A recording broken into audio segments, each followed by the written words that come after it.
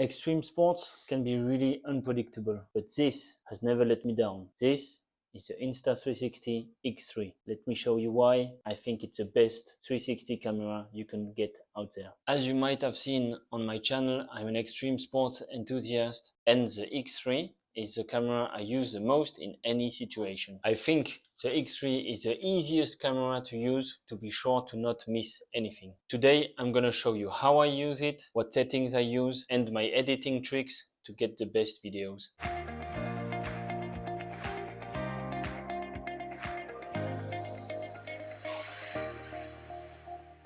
I would like to mention that this video is made in collaboration with Insta360. It's partly thanks to them that I'm able to afford to offer you extreme videos throughout the year. I've been using their products for the past 5 years now, and the more time goes by, the better the products get and the better the image quality gets. I wouldn't be making this video if I didn't fully believe in them.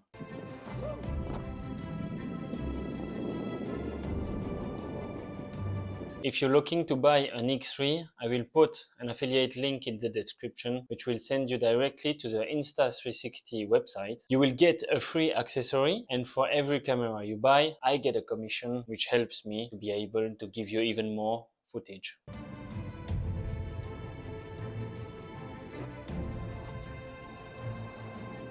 Introducing the X3. So this is a camera compared to my hand. As you can see, it has 2 sensors and it films at 360 degrees. You don't need to worry about how you set it up. It's only during the editing that you will be able to choose what image you want to keep on the screen. I mainly use the X3 like this. It's mounted on top of my helmet. I don't see it and it doesn't bother me. I use a metal mount. I like it when it's sturdy, and I've never lost a camera using this mount. The invisible stick is more for hiking and for the access to the exits and talking while I'm accessing the exits. Sometimes we jump with it, and sometimes we do even crazier stuff with it.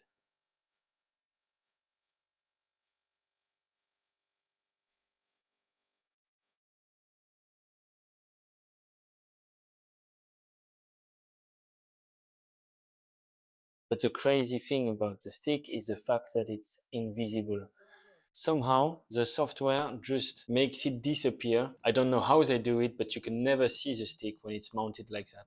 And last, I use the extension pole. I can put the camera in front of my face, so I get footage of my face and I get footage of what's happening underneath me, like for example in this stunt, where if I had another camera, an Ace Pro, I would have to put my head down, and this doesn't help to fly. Then they have the 3-meter stick, which extends to 3 meters. You can have drone-like footage. I don't use that when I jump because it's a bit big, you know. Let's talk about the settings. For the settings, I advise you to put everything in full automatic. That's what I use. I'm not a videographer and it works best for me. Full automatic, highest resolution 5.7K and 30 images per second, or 25, you decide, and vivid color mode. You just want to be careful to check if your white balance is also in automatic. You can be in full automatic up there, but the white balance might not be in automatic. So be sure that you check that before starting to record. If you are a professional, you are able to change all the settings you want. Everything is possible on this camera and they have tons of settings. I just find it easier for me to put everything in full automatic. Another practical thing is this rugged button to start recording. When you push the button, the camera turns on. You have a sound beep, you have the light that starts flashing red, and you have a vibration. Also, this button, you can feel it even when you have gloves. It makes it really practical if you have the camera on your head and you don't want to remove it when you are in the plane. You can just go up there, push on the button, you can feel it. Then you have 3 different things that tell you that the camera has started recording. For the other settings, you want voice control off, Anti-flicker, I leave it like that. My bitrate is high. The sharpness of the video is better when it's low or medium. I use medium. I find it good like that. And this I don't touch. Remember to always film in good lighting conditions. The brighter it is, the better the quality of your footage is going to be. The sensors are pretty small, and like all action cameras, you want to have the most light possible going in to have the best footage. Keep your lenses clean. If you have anything on your lenses when you are taking footage, we're gonna see it, okay? This rubber protection works best, I find, and if you keep this clean all the time, you can use it also to clean your lenses when you're taking it off. So I put some pressure on the lens, over the rubber on the lens, and when I pull it off, then I'm sure that my lenses are clean. Or you use your t-shirt, but always think about keeping your lenses clean. This rubber protection works also super well when you have the camera on your helmet and you don't see it. It's easy to take off.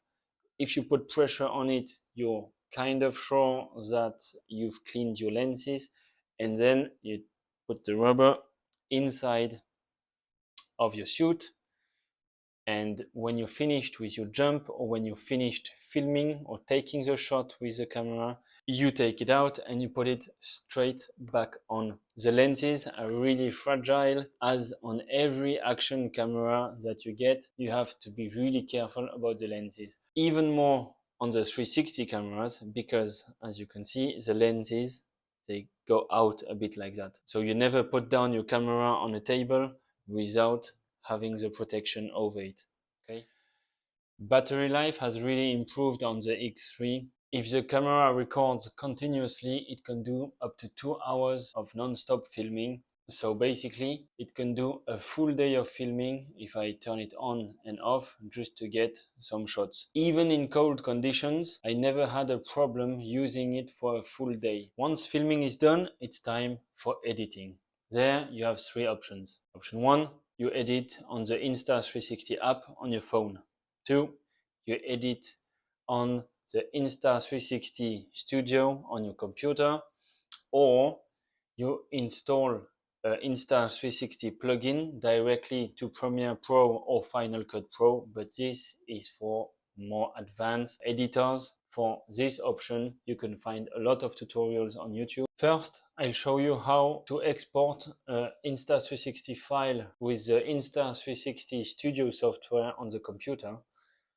There's one thing that you can do on the computer that you can't do on the phone, is remove the flow state stabilization, but still put keyframes on your timeline. It gives a slightly old school camera look, and I really like this effect. Adding the keyframe here, I locked the view on the center of my helmet and I put my shoes inside of the frame. That way we can see what we're doing.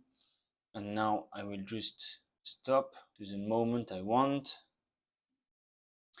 And I will mark my trim end. And then I go to the beginning of the video I want. And I will mark my trim start. Export in the resolution you want. And now let's watch the render.